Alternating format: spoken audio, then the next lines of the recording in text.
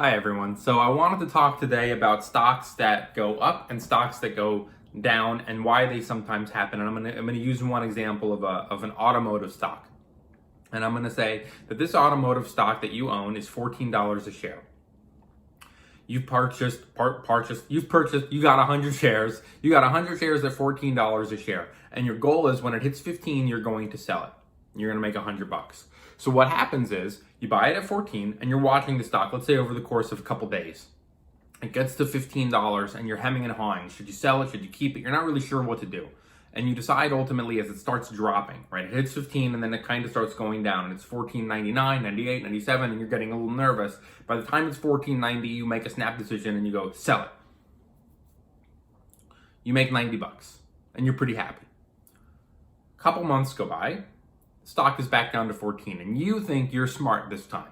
And you say, I'm going to buy it again at $14 a share, but this time I'm not going to let it get to $15 because that's the pattern. I'm learning. That's the pattern. Gets to 15, sells off.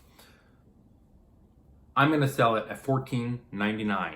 I'm going to lock in my profits at a certain set price. I'm not going to hem and haw this time. I'm too smart for that shit. When it gets to $14.99, I'm out. So what you end up doing is putting in an order. And you say, when that stock hits $14.99, sell it. You're sitting at your computer, maybe you're doing something else, maybe you're looking at some other stocks, and all of a sudden you hear bing, and you look down and you do your little happy dance because you just made $99. And you look at the chart, just because you're curious, it's $15, and it starts to move up a little bit more. And you're like, no. And it goes $15.05, $15.10, and then the chart just does this sudden, straight up move. And you're watching that stock and it's going 15.10, 15.20, 15.30, 15.40, and you're sitting there screaming at your screen going like, how could this be happening? And it gets to 15.60 and you make another snap decision and you go, fuck this.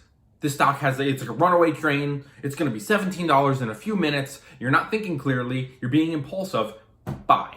You buy 100 shares at 15.60. And what happens, right? Like just like a roller coaster. Boom. It drops. And that stock, you start watching it going, no. And it's going all the way down, man. And it hits $15 a share. And then it just kind of goes flat. And what do? You sell it at a loss. And you lose $60 on that trade. Which means overall on that one automotive stock, you've only made $40 now.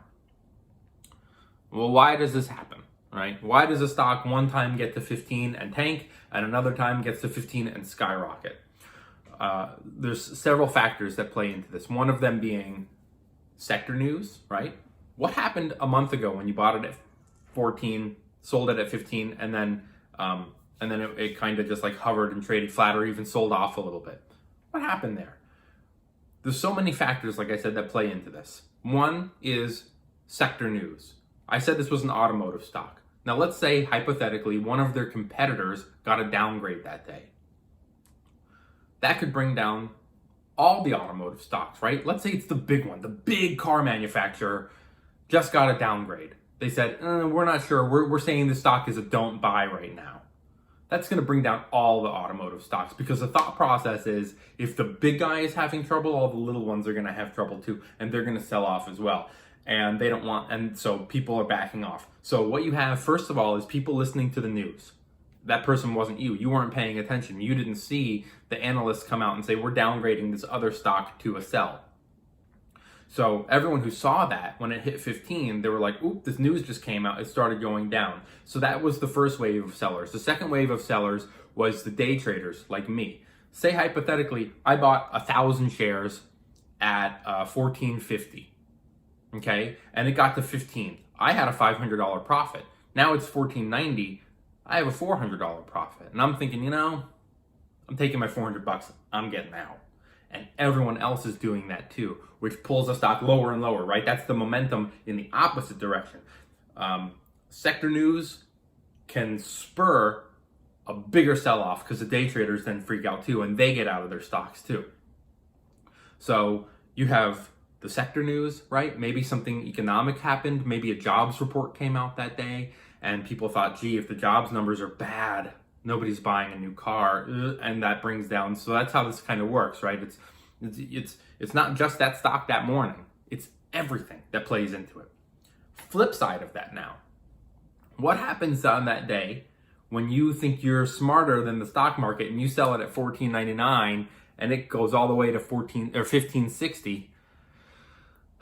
You buy it impulsively and then it drops. Why did it do that, right? You thought it's a stock that gets to 15 and then pulls back. People take profits at 15. So how come today it hits 15 and then goes straight up to 15.60? Why did that happen? Again, man, it's the sector news. Maybe that company is having their earnings out in a few days. Stocks are very volatile right before earnings, right? Maybe it's going up because people think, I'm going to buy it ahead of earnings because I think it's going to be a good earnings. Maybe it's a competitor's earnings. Maybe their competitor posted earnings that morning and it's rising all the automotive stocks because they had really good news, right? It can work in reverse too. If the competitor has bad news, it brings everything down. But if in this case, they had good news, it brings everything up. Maybe the jobs report came out and it was really good. Maybe there was some favorable economic data. There's so many maybes. And the other thing about it is, just like I said with the two kinds of investors, the day traders are watching too. And they look for that little breakout, right? I'll put in a photo right here to show you what that little breakout looks like, that little blue arrow. I'm sitting at my computer all day.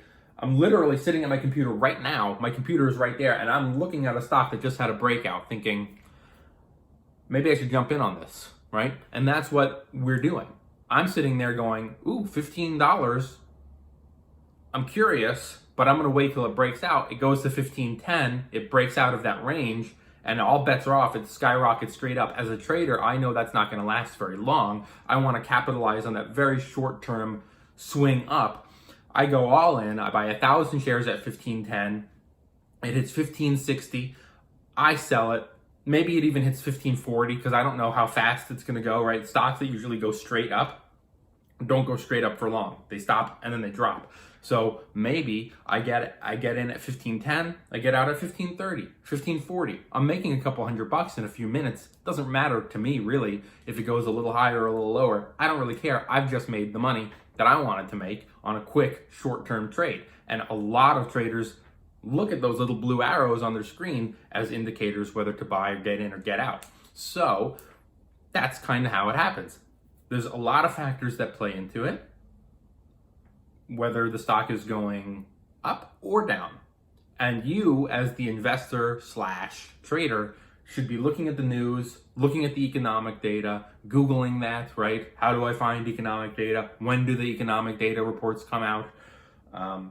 Clicking on all the competitors, right? If you're buying an automotive stock, you know the automotive companies. Look at all of them. Look at when their earnings are coming out. So you can have a little mental note of, oh, the big competitors' earnings are coming out shortly. Maybe I think economic data is kind of slowing down. Maybe it's picking up. Maybe I don't want to buy. Maybe I do. There's a lot that goes into this other than just I'm going to throw money at something and hope it goes up.